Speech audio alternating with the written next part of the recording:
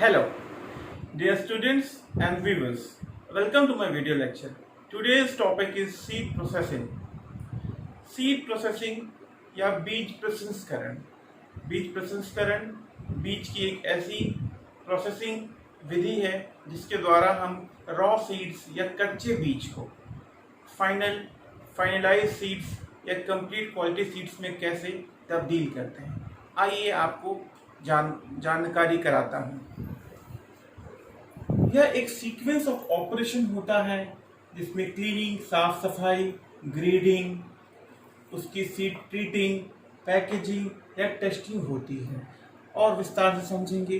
जैसे यहाँ पे कोई रॉ सीड्स का ढेर आया, कच्चे बीज का ढेर आया, उस बीज के ढेर को हम जब देखते हैं तो उसमें वीड सीड्स होते हैं। वीड सीड्स मतलब खरपतवार की बीज, या उसमें भूसा होता है, टुकड़े होते हैं, पत्ते, उसके हम इनर्ट मैटर कहते हैं। उसमें अदर क्रॉप सीड्स भी हो सकते हैं, दूसरे फसलों के बीज जो कि वॉलेंटियर प्लांट से उगते हैं उसमें से हो सकते हैं। या फिर कोई नॉक्सियस वीड्स भी हो सकते हैं, जैसे सत्यानाशी के बीज सरसों में हो सकते हैं। या कोई डिस्टिंक्ट वेराइटीज, किसी वेराइटी दूसरे वेराइटी के बीज भी हो सकते हैं। या उसमें कोई डिटेरियोरेटेड सीड हो सकते हैं, कौन से उसी वेराइटी के कुछ सड़े हुए बीज भी हो सकते हैं। और उसमें ऑफ साइज सीड्स भी हो सकते हैं, इसका मतलब छोटे बीज हो सकते हैं, या उसमें डैमेज सीड्स भी हो सकते हैं। जब इन सभी इम्प्योरिटीज़ को, अशुद्धियों को निकाल दिया जाता है क्लीनिंग के प्रोसेस के थ्रू, ग्रेडिंग के प्रोसेस के थ्रू, फिर ट्रीटिंग कर दिया जाता है, पैकेजिंग कर दिया जाता है, उससे फिर उसमें क्वालिटी सीड्स मिल जाते हैं। तो क्वालिटी सीड्स क्या होते हैं?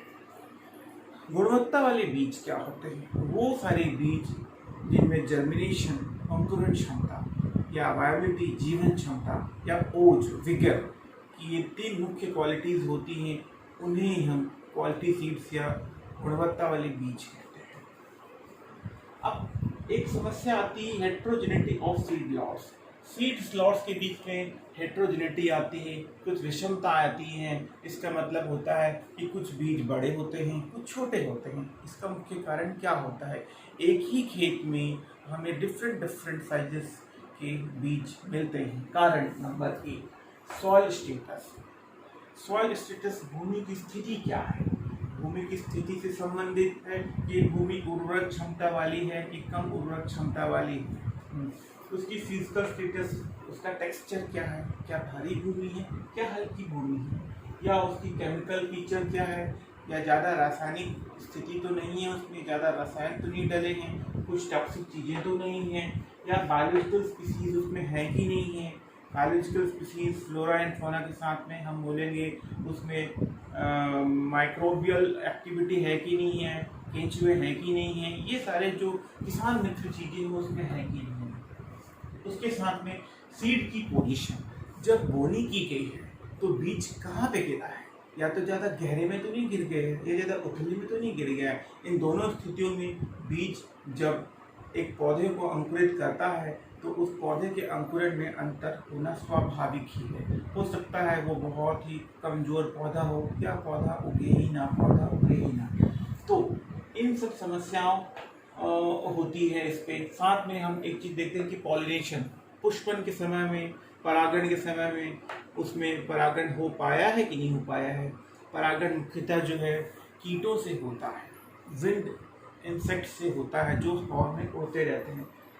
उस खेत में एनपीके मतलब फर्टिलाइजेशन, उर्वरक अच्छे से दिया गया है कि नहीं दिया गया है, बायोटिक फैक्टर्स वहाँ पे पूरे हैं कि नहीं हुए, सोइंग मतलब बुआई समय पे हुई है, देर पे हुई है, या किस समय पे हुई है, ये एक मुख्य कारण है। इरिगेशन, समय पे पानी दिया गया है कि नहीं दिया गया है। स्प्रेइंग, इट मीन्स टू से जितने भी कीटनाशकों का छिड़काव या कुछ टॉनिक का छिड़काव समय पे हुआ है तो निश्चित तौर पे पौध की वृद्धि अच्छी होगी।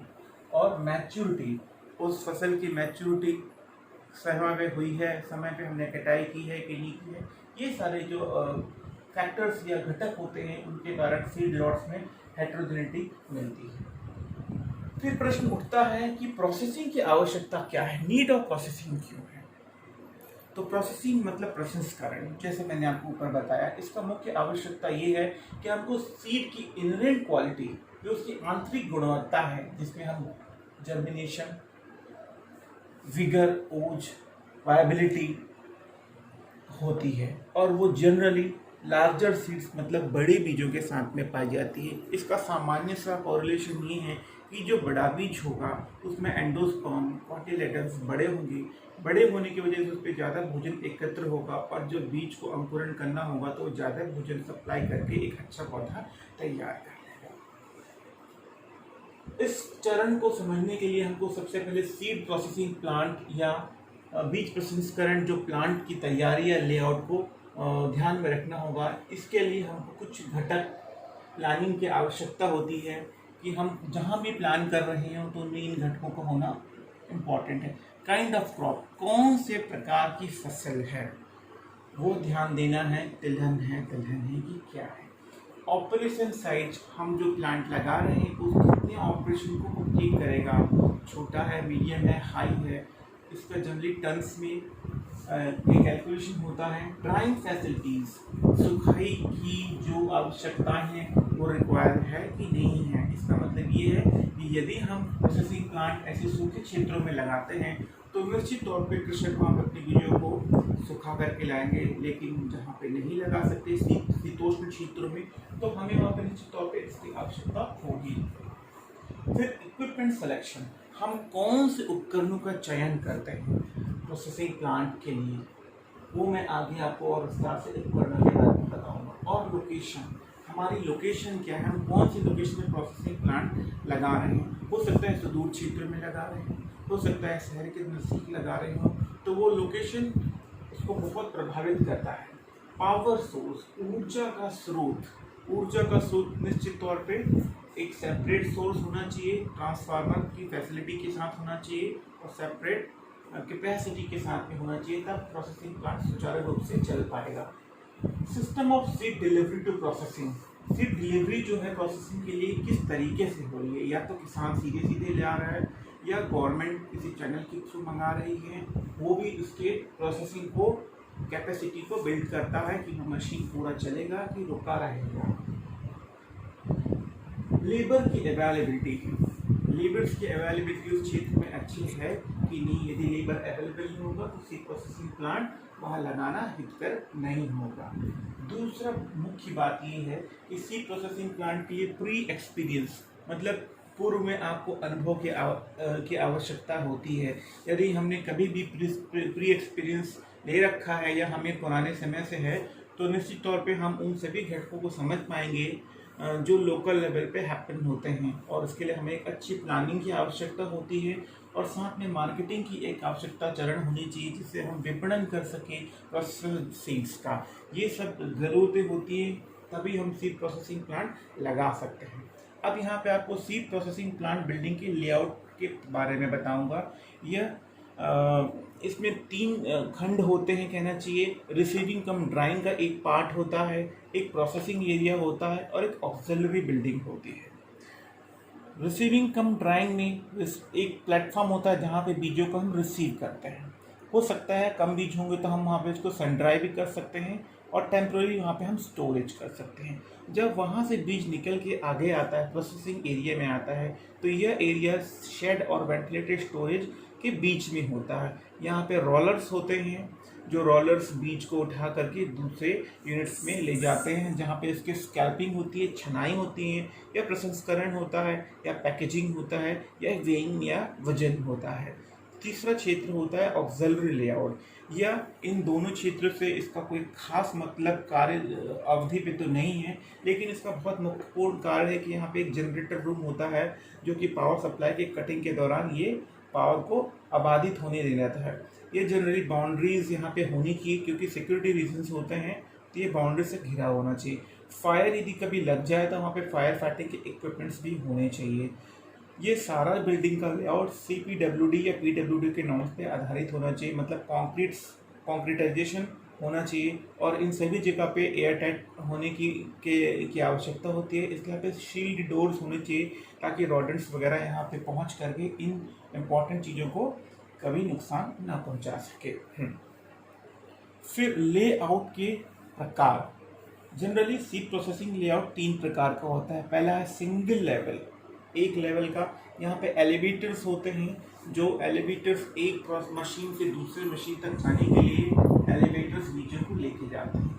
दूसरा है मल्टी स्टोरी, तो उससे एक से ज़्यादा स्टोरी वाला बिल्डिंग होती है। यहाँ पे एक बहुत बड़ा लार्ज सीट बिन होता है, उसमें बीज एलिवेटर के माध्यम से एक ही बार डाल दिए जाते हैं। उस बिन से बीज नीचे की तरफ ग्रेविटी के माध्यम से नीचे आता है और सीक्वेंस ऑफ ऑपरेशन को पूरा करते हुए दूसरे मशीन्स में जाता है और वो सारी मशीन्स एक दूसरे से इंटरकनेक्टेड होती हैं। इस वजह से यहाँ पे मल्टी स्टोरी बिल्डिंग की आवश्यकता पड़ती है। तीसरा है कंबाइंड लेआउट। ये सिंगल और मल्टी स्टोरी का एक कंबाइंड फीचर है जो कहीं कहीं उपयोग किया जाता है। रिक्वायरमेंट इन प्रोसेसिंग के लिए कौन कौन सी आवश्यकता होती है, इसके बारे में भी जानना आवश्यक है। इसके लिए सबसे पहले कंप्लीट सेपरेशन होनी चाहिए, मतलब जो भी हम सेपरेट कर रहे हैं, अलग कर रहे हैं, वो कंप्लीट होना चाहिए। दूसरा, इसमें मिनिमम सीड का लॉस होना चाहिए, सीड लॉस बहुत कम होना चाहिए। सीड्स की क्वालिटी अपग्रेड होनी चाहिए, उच्च स्तर पे होनी चाहिए, और जो हम कार्य कर रहे हैं वो पूर्ण एफिशिएंसी के साथ में होना चाहिए। इसके बाद में फिजिकल कैरेक्टरिस्टिक्स और सीड के बारे में चर्चा करते हैं। यह किस कारण से हम इसके जो भौतिक गुण होते हैं, जैसे size, bigger size, medium size, lower size में हम उसको अलग कर सकते हैं। Length, medium length, bigger length में, weight, low weight, more weight, shape, oblong, round, flat, surface texture, roller, smooth, rough, है ना, कलर, ब्लैक, वाइट, ब्राउन, इस बेसिस पे electric conductivity and affinity to liquids के बेसिस पे हम seeds को अलग करते हैं। अब आते हैं कि जब सीड प्रोसेसिंग प्लांट में सीड्स मूव करेगा तो उसके चैनल्स क्या होंगे। सबसे पहले सीड रिसीव होगा, रिसीव होने के बाद में हम उसको या तो बल्क में स्टोर कर सकते हैं टेम्प्रोरली, या उसकी कंडीशनिंग या प्री कंडीशनिंग की साफ़ सफाई के लिए हम उसको आगे बढ़ा सकते हैं। उसके बाद में क्लीनिंग के बाद में फिर ये फाइनल क्लीनिंग होती है। फाइनल क्लीनिंग के बाद में ये सेपरेटिंग के लिए चला जाता है, डिफरेंट सेपरेशन के लिए चला जाता है अलग अलग हिस्सों में, कि ये first grade, second grade, third grade में कहाँ पे हो रहा है, ग्रेडिंग कहना चाहिए यहाँ पे। उसके बाद में ट्रीटिंग, या तो क्लीनिंग से हम सीधे ट्रीट कर सकते हैं और बैगिंग कर सकते हैं, या सेपरेशन या ग्रेडिंग के बाद में हम ट्रीटिंग और बैगिंग कर सकते हैं, और ये फाइनली भी स्टोरेज पे चला जाता है। तो ये एक सीक्वेंस ऑफ ऑपरेशन है सीड प्रोसेसिंग प्लांट का। कुछ इक्विपमेंट्स के बारे में भी आपको बताना चाहूँगा। कुछ इक्विपमेंट्स जैसे एयर स्क्रीन क्लीनर का यूज़ किया जाता है, जिससे बीज साफ़ होकर के अलग अलग ग्रेड्स में चली जाती हैं। कुछ ग्रेविटी सेपरेटर्स का यूज़ किया जाता है, जिसमें फर्स्ट, सेकंड और थर्ड ग्रेड में सीड्स अपने वेट के बेसिस पे अलग हो जाते हैं और स्टोन्स निकल जाते हैं। स्पाइरल सेपरेटर्स का भी हम यूज़ करते हैं, जिसके माध्यम से गोल बीज और पतले बीजों को अलग अलग किया जा सकता है।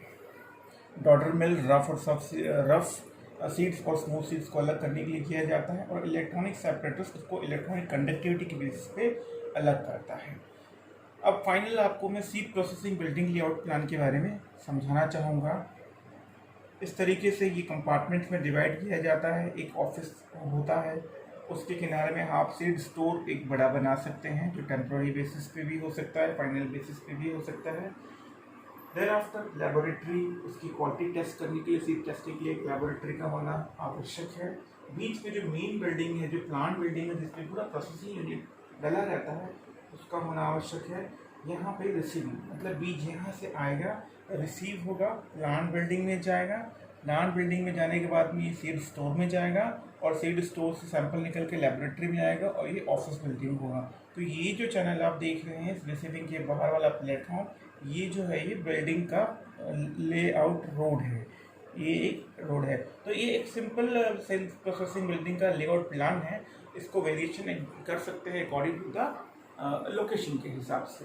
सो I think this is a very quick review of about seed processing, and we will discuss about equipments in our next video lecture.